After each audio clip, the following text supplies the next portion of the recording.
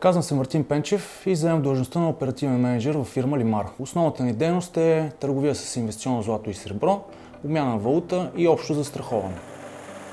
Нашия бизнес се основава на дългогодишна история и опит. Откакто моят баща основава компанията преди повече от 20 години, основната ни цел е да бъдем сред лидерите на пазара в дейностите, които оперираме. Мисията на компанията е да запознаем все повече хора за качествата в инвестирането на злато и дългогодишните му ползи от това.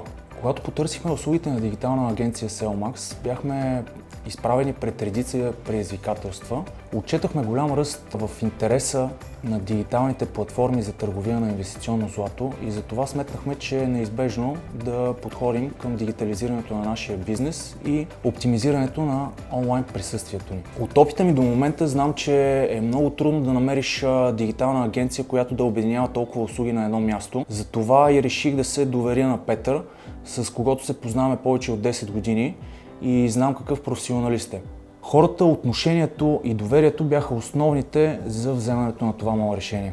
Дигиталната агенция ми предоставя широк спектър от услуги, включително оптимизация на уебсайта за търсачките, управление на социални мрежи, графичен дизайн и копирайтинг, както и много други. Тези услуги помогнаха да увеличим видимостта на компанията ни в търсачките и да привлечем целеви клиенти, които споделят нашите интереси в инвестиционното злато.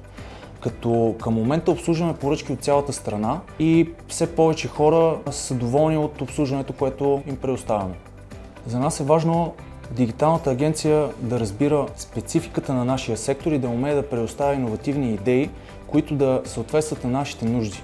С доверие и увереност мога да заявя, че сме много доволни от работата си с дигитална агенция Селмакс. Подходът им е много професионален и ориентиран основно към резултати. Винаги са готови да надминат от нашите очаквания и да помогнат за успешното развитие на нашия бизнес.